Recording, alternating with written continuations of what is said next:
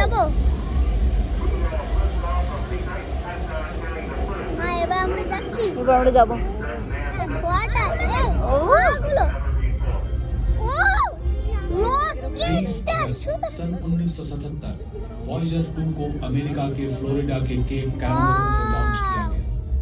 5 सितंबर को वॉयेजर 1 भी अपने जुड़वां यान के पीछे इतिहास की सबसे लंबी यात्रा पर निकला।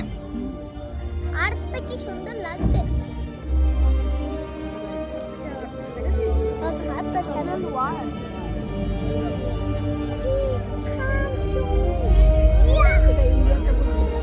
लॉन्च के कुछ ही समय बाद लगभग 120 लाख किलोमीटर दूर एक सही जगह से वॉयेजर 1 ने एक ही फ्रेम में खींची चंद्रमा के साथ पृथ्वी की तस्वीर।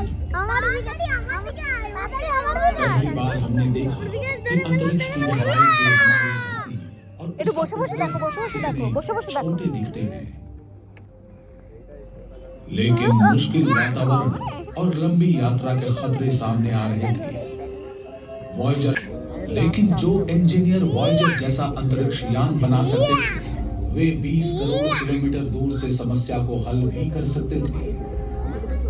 उन्होंने पाया कि वॉयेजर 2 का रेडियो ठीक था, लेकिन इसको ट्यून करने की क्षमता सही नहीं थी। नासा की तकनीकी टीम को सही फ्रीक्वेंसी की फिर से गणना करनी पड़ी और वॉयेजर 2 के रिसीवर से मिलान करने के लिए पृथ्वी पर ट्रांसमीटर को फिर से ट्यून करना पड़ा। उन्हें हर बार संदेश भेजते समय ऐसा करना पड़ता था। आज भी कनेक्शन कभी टूट जाता है, लेकिन वे हमेशा इसे ठीक कर लेते हैं।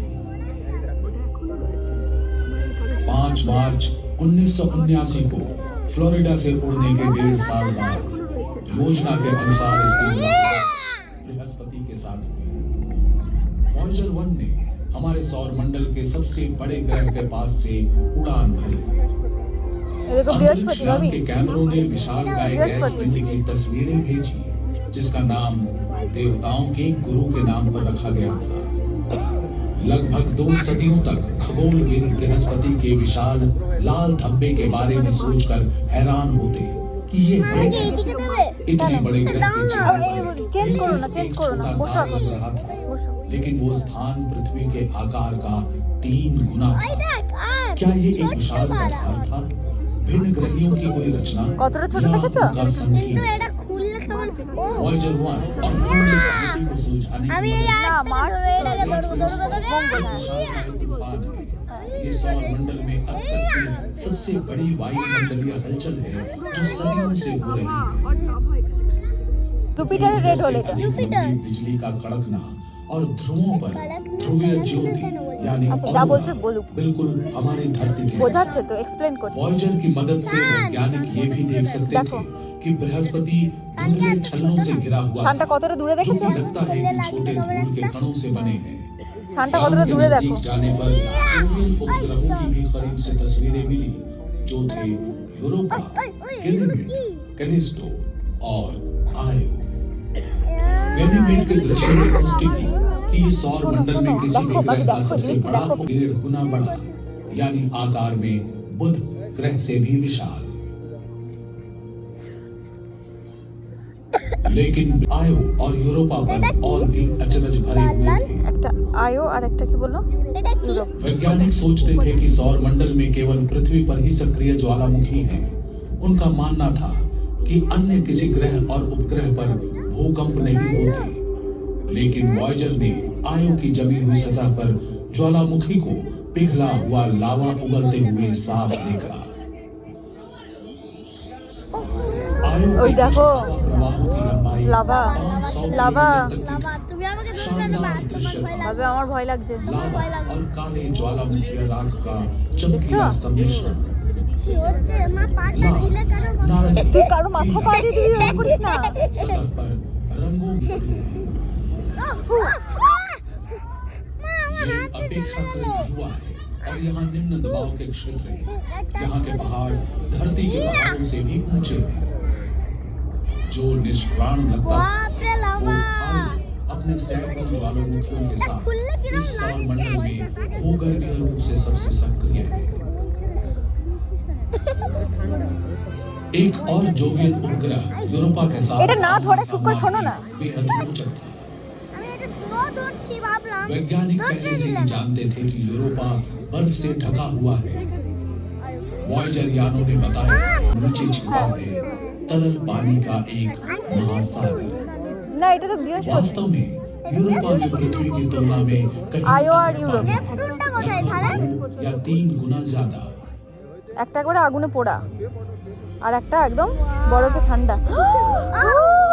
ও মাই গড, ও মাই গড, ঠান্ডা রে। সত্যি ঠান্ডা লেগে গেল। হ্যাঁ तरल जल से जीवन संभव होता है। क्या ऐसा हो सकता है कि यूरोप शायद हम कभी यूरोपा के बर्फीले पानी में ज्ञानवान जीवन এবার नहीं জল জল पाएंगे। চলে আসবে। लेकिन एक छोटा सूक्ष्म जीव भी তাহলে কি? জলেতেই আছি, জলেই আছি আমরা। এই দেখ জল, আমি খেয়ে নিলাম। জেলিফিশি।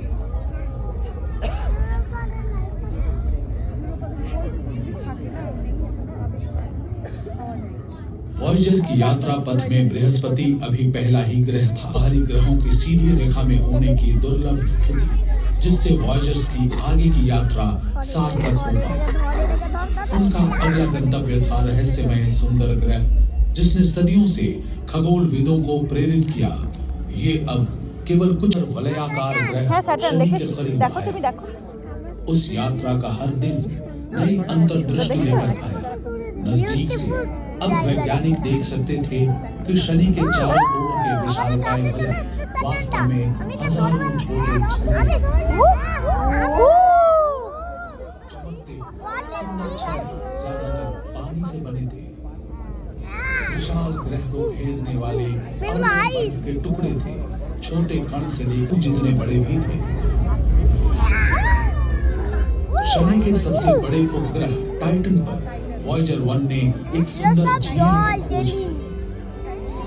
पृथ्वी के अलावा ये सौर मंडल में एकमात्र स्थान है जहां सतह पर तरल झील पाए गए। लेकिन एक दिक्कत है, टाइटन की झीलें तरल मीथेन है, पानी नहीं। सघन वातावरण वाला एकमात्र उपग्रह है टाइटन। इतना सघन कि टाइटन पर दोपहर हमें सांझ के समान लगेगी। খুলো না, খুললে দেখতে হবে না ভালো। আর वॉयेजर 1 का सौर मंडल के अंदर की यात्रा का अंतिम पड़ाव होगा टाइटन। इस खूबसूरत उपग्रह के भ्रमण के बाद यान को एक ऐसा प्रक्षेपण पथ मिला जो इसे ग्रहों के तल से पूरी तरह से बाहर निकाल देगा। शनि के अत्यधिक गुरुत्वाकर्षण की मदद से वॉयेजर 1 इंटरस्टेलर अंतरिक्ष की शून्यता की ओर बढ़ गया।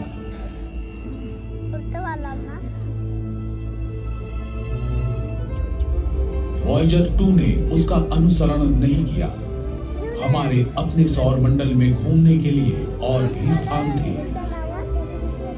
ये यान अगस्त 1981 में शनि के पास पहुंचा, इसके जुड़वां हमसफर के 9 महीने बाद। वॉयेजर 2 ने पाया कि एन्सेलेडस अपेक्षाकृत युवा है, केवल कुछ 100 करोड़ वर्ष पुराना। ये सौर मंडल में बहुत ही नया है। इसकी युवावस्था ने इसे एक विविध और आकर्षक परिदृश्य दिया है। वहाँ कहीं गड्ढों से भरे हुए क्षेत्र हैं, तो कहीं समतल सतह पर उभरी हुई धारियां और गांठें हैं। वहाँ कई खड़ी चट्टानें हैं, लंबी खाइयां और दरारें भी हैं। एन्सेलेडस एक गेंद जैसा है, जिसके बीच में एक बड़ी चट्टान है और ऊपर बर्फ की पपड़ी की परत। इसकी बर्फ जैसी सफेद सतह सौर मंडल में किसी भी अन्य खगोलीय पिंड की तुलना में सूर्य का अधिक प्रकाश परावर्तित करती है। एक अन्य उपग्रह टेथिस के पास से वॉयेजर ने 450 किलोमीटर चौड़े और 16 किलोमीटर गहरे गड्ढे की तस्वीरें भेजी।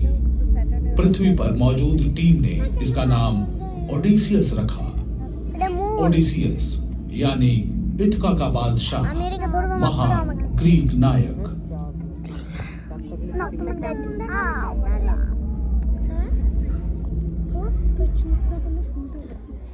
शनि ग्रह के भ्रमण के अंत में वॉयेजर 2 ने ग्रह के अत्यधिक गुरुत्वाकर्षण बल का उपयोग करके गति प्राप्त की और अपने अगले ग्रह पर चला, जो था रहस्यमय, कुछ भी नहीं जानते थे।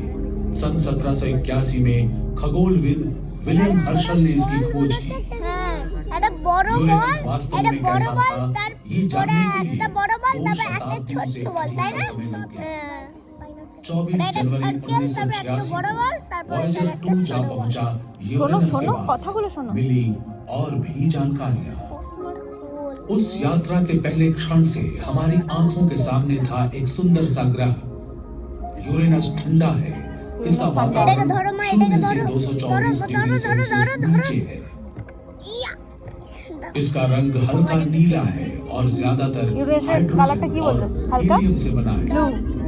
वॉयेजर 2 ने यूरेनियम के उपग्रह मिरांडा का विशेष अध्ययन किया। ये मिरांडा के बहुत ज्यादा करीब पहुंचा। इसके द्वारा ली गई क्लोजअप तस्वीरों में छिपी थी आश्चर्यजनक विशद जानकारियां। अपेक्षाकृत छोटे मिरांडा की सतह है विविध और अद्वितीय। इसके लहरदार मैदान गड्ढों से भरे हुए हैं और विशाल दरारों, घाटियों और ढलानों के एक जाल से घिरे हुए हैं। ऐसा लगता है कि मिरांडा का अतीत हैरत अंगेज और हिंसक था। ये एक जोरदार टक्कर से चकनाचूर हो गया। बाद में गुरुत्वाकर्षण ने टूटे हुए टुकड़ों को एक साथ वापस खींच लिया और मिरांडा का पुनर्जन्म हुआ। वॉयेजर 2 ने यूरेनस परिवार के पास फिर इसने गति पकड़ी और यूरेनस के गुरुत्वाकर्षण ने इसे इसकी अंतिम यात्रा की ओर उछाल दिया, नेपच्यून की ओर, एक और विशालकाय बर्फीला ग्रह। निकले झरनों की एक श्रृंखला देख वैज्ञानिक हैरान रह गए। जो सतह की बर्फ की दरारों में से नाइट्रोजन और धूप उगलती है, इसे क्रायोवोल्केनिक गतिविधि कहा गया। धुएं के गुबार इतने शक्तिशाली होते हैं कि वे सतह से 8 किलोमीटर ऊपर तक पहुंच सकते हैं। इस सौर मंडल से होते हुए वॉयेजर 2 की यात्रा के अंतिम पड़ाव थे नेपच्यून और उसके उपग्रह। अब ये भी अपने जुड़वां यान की तरह सूर्य और ग्रहों के हमारे सौर मंडल के बाहर जा रहा है। টাইটান বললো না, ওটা যেটা ভেঙে গেছে, টুকরো টুকরো হয়ে গেছে, टाइटन। वॉयेजर सौरमंडल की सीमा तक पहुंचने वाली और उससे आगे जाने वाली पहली मानव निर्मित वस्तु बन गई। अगस्त 2012 में घटी थी ये घटना। একটু কথাটা কম বল না, তাহলে শুনতে পারবি। अब 2 अंतरिक्षयान हमारे सूर्य से दूर जा रहे हैं, अपनी अपनी दिशा में। उनका मिशन पूरा हो गया है। वॉयेजर के ऑनबोर्ड उपकरण धीरे धीरे बिल्कुल अंतिम समय में 2025 और 2030 के बीच उनकी यात्रा शुरू होने के आधी सदी के बाद नासा हमेशा के लिए वॉयेजर से संपर्क खो देगा। लेकिन इसके आगे क्या हो सकता है?